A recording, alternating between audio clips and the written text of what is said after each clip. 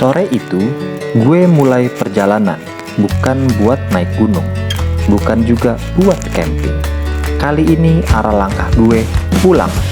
Dari Terminal Parung, gue naik bis menuju Terminal Bobotsari, menyusuri jalanan yang perlahan berubah warna saat cahaya matahari mulai turun.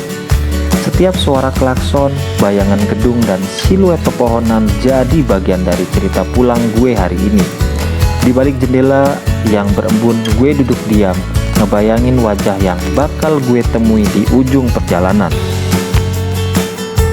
Bis berhenti sejenak di rest area, tempat singgah yang singkat tapi cukup buat narik napas.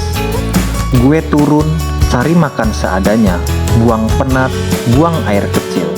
Tapi entah kenapa, bahkan hal-hal sederhana kayak gini jadi terasa beda.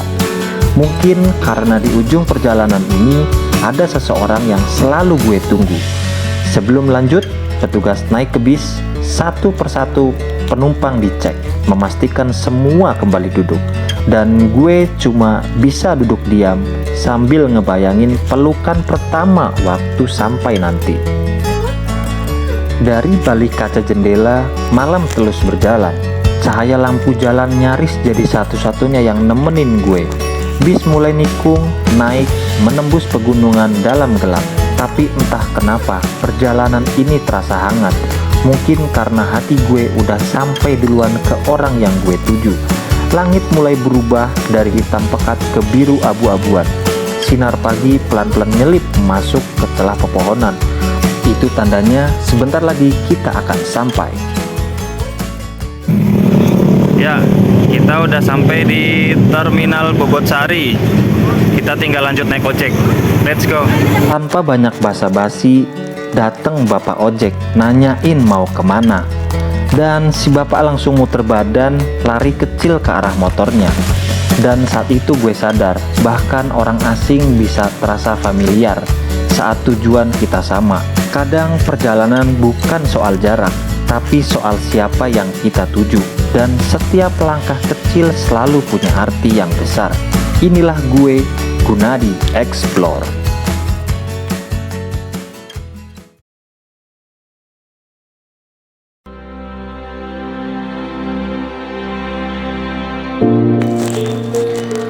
Di bawah kaki Gunung Slamet, tersembunyi desa kecil yang hangat dan tenang.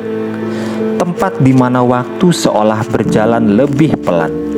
Di sini, kabut pagi masih menyelimuti gunung, seakan menyembunyikan puncaknya dari pandangan. Tapi gue tahu, keindahan itu tetap ada, meski nggak selalu terlihat. Dari atas, mata gue disuguhkan pemandangan yang nggak bisa dibeli.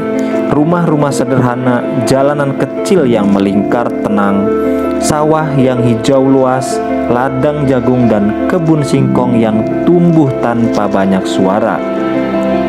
Ini bukan destinasi wisata, tapi justru di sini gue ngerasa jadi manusia seutuhnya. Di sini jarak antar rumah nggak berdempetan, karena setiap keluarga punya batas tanah sendiri yang diwariskan turun-temurun. Pohon-pohon besar tumbuh rapat, seakan jadi pagar alami yang memeluk setiap halaman. Rata-rata rumah berdiri lebih tinggi dari jalan, di atas undakan tanah, seperti menatap hening dari tempat yang lebih damai.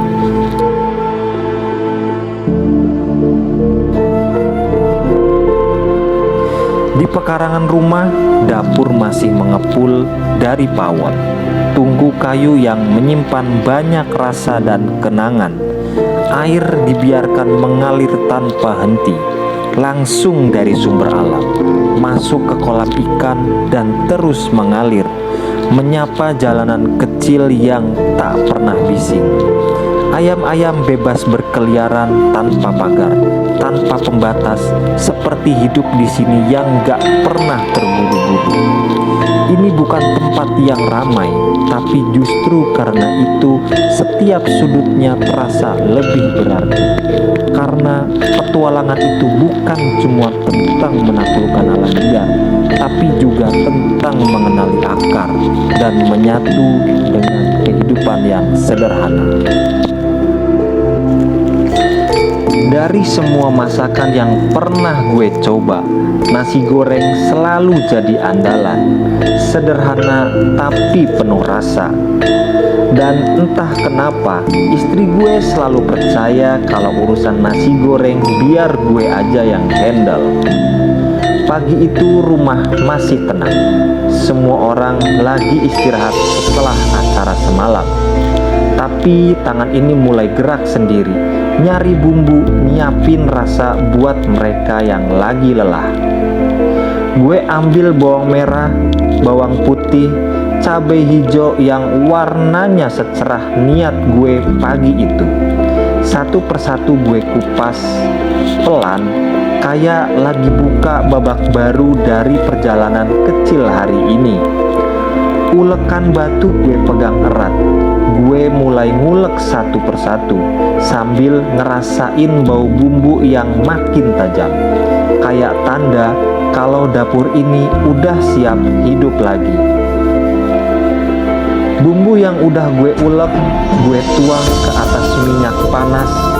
Suara desisnya langsung nyambut pagi, seolah bilang, "Ayo bangun, hari ini udah mulai." Aromanya naik pelan-pelan, makin bikin kita gak kuat nahan. Bikin dapur yang tadi sepi jadi punya suara, punya nyawa. Telur gue pecahin dua, kuningnya pecah menyatu sama bumbu. Terus gue aduk bareng-bareng, biar semua rasa saling peluk di wajan kecil ini. Nasi putih terakhir gue masukin perlahan tapi pasti gue aduk. Tenaga yang tersisa dari perjalanan panjang semalam gue tumpahin semua di sini. Sendok kayu gue putar terus sampai nasi berubah warna, sampai wangi nasi goreng ini bisa ngalahin sisa capek yang masih nempel di pundak.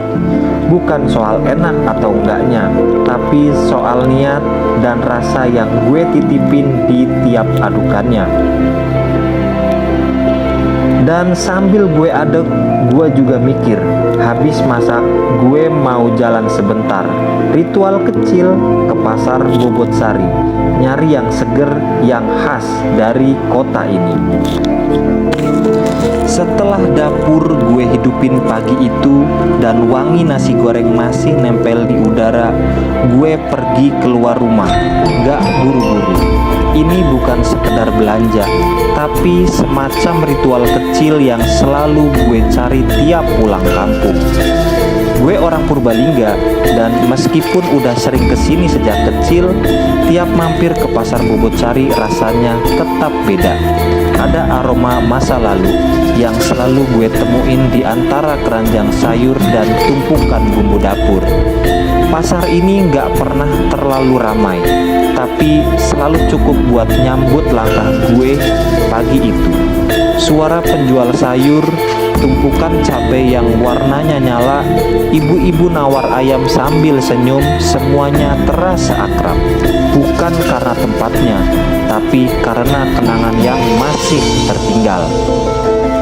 Gue beli yang sederhana, yang segar dari tanah sini, dan yang bisa gue bawa pulang buat ngisi hari-hari singkat gue di kota ini. Dari sekian banyak yang gue cari di pasar, seledri selalu jadi yang paling gue perhatiin. Bukan karena mahal, tapi karena yang kecil-kecil kayak gini sering kali yang paling ngangkat rasa. Gue pilihin satu persatu, nyari yang warnanya segar, batangnya wangi, dan daunnya masih tegak berdiri. Buat sebagian orang ini mungkin remeh, tapi buat gue ini bagian dari resep pulang kampung, nyiapin masakan buat orang rumah dari bahan yang bener-bener lo pilih sendiri. Setelah seledri gue dapet, langkah gue berakhir di satu tempat yang gak asing, tempat penjualan daging dan bakso. Lanjut ke tukang es dawet. Gak gue minum di tempat, karena niat gue dari awal emang mau bawa pulang 5 bungkus es dawet klimis buat orang rumah. Lokasinya persis di depan pasar Bobotsari, dan istri gue yang kasih julukan es dawet klimis. Bukan karena merek, tapi karena abangnya selalu tampil rapi, rambut klimis, baju bersih, dan senyum ramah tiap kali nuang santan. Bapaknya nyerut es manual, pelan tapi pasti. Sementara ibunya cekatan bungkusin satu persatu pakai plastik bening dan karet gelang. Di balik kesederhanaan itu, gue lihat kerjasama yang hangat dan rasa yang dibungkus bareng keramahan. Bukan cuman es yang gue bawa, tapi juga cerita kecil tentang cinta yang dikemas dalam plastik bening, siap dinikmati rame-rame di rumah nanti. Dan percaya nggak percaya, segelas kenangan manis ini cuma Rp6.000, tapi rasanya tetap mahal di hati. Sekarang waktunya kita pulang. Kita review es dawet Bapak Klimis. Aslinya Bapak Sirun. Itu akal-akalan kita aja. Gue lagi ada di Purbalingga. Jadi kita ngomongnya nganggo bahasa ngapak. Nah, miki dewek wis tuku dawet jenenge dawet klimis. Karena bakule klimis bae angger tuku maringan kowe. Kental banget. Santene cocok. Aja kelalen nggo sedulur-sedulur sing nonton channel Gunadi Explore, angger arep nonton aja kelalen lawange de kancing dhisik. Terus nek lagi masak kompore paten dhisik. Soalnya angger nonton channel Gunadi Explore kadang kelalen waktu, mbok kicik-kicik karena kan nonton kelalen jebulane masaknya kosong, mbok gini ngelup. Nah, ge dapat enak banget. Cicipi di jalur.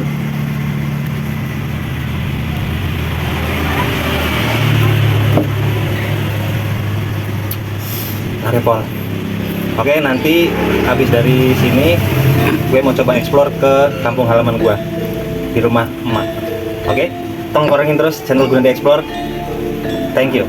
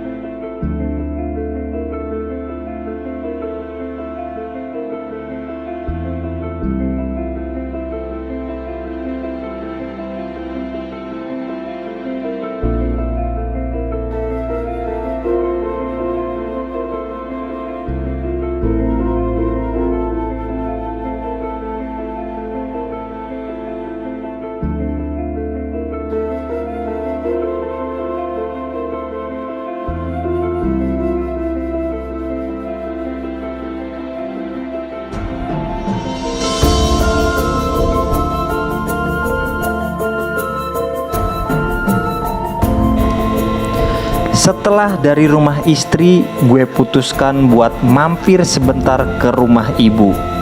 Gak jauh, cuma 20 menit perjalanan. Masih satu kota, cuma beda kecamatan. Tapi ada yang selalu beda rasanya setiap kali melangkah ke arah rumah yang itu. Perjalanan gue lewati pelan, kanan kiri terbentang sawah yang mulai subur. Warna hijaunya seolah sengaja disusun biar hati yang lelah jadi adem. Langit cerah walau berawan, dan di kejauhan deretan gunung berdiri seperti sahabat lama yang nunggu disapa.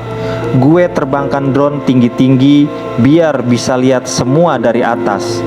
Betapa indahnya Purbalingga ini kalau dilihat pakai hati. Di antara hamparan itu, pikiran gue melayang ke masa kecil. Di rumah itulah dulu pertama kali gue belajar tentang sabar, tentang syukur, dan tentang pulang. Sampai di rumah, ibu buka pintu dengan senyum. Gak banyak kata karena memang gak perlu banyak. Ada kakek, ada nenek, adik-adik gue juga duduk bareng di ruang tengah, ngobrol ringan, nanya kabar, saling lihat. Kadang kita cuma perlu tahu mereka masih ada, masih sehat, dan itu udah cukup buat bikin hati tenang. Karena pulang itu nggak selalu soal tinggal, tapi tentang hadir walau sebentar, tentang memastikan walau tanpa bilang. dan setiap perjalanan pulang selalu punya makna yang nggak bisa dijelasin, tapi bisa dirasain. Oke guys, ini segmen penutup. Jadi kita udah beberapa hari di kampung dan sekarang waktunya pulang.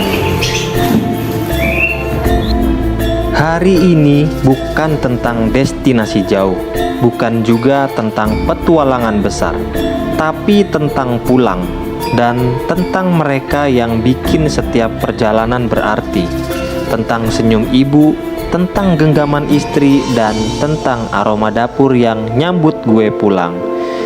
Kota ini mungkin sederhana, tapi di balik tiap jalannya ada cerita yang nggak bisa diceritain semua dalam video. Gue bersyukur bisa pulang, bisa ngeliat, bisa ngerasa, karena kadang petualangan paling dalam justru terjadi di tempat yang paling dekat. Sampai ketemu di perjalanan selanjutnya, tetap bareng gue, Gunadi Explore.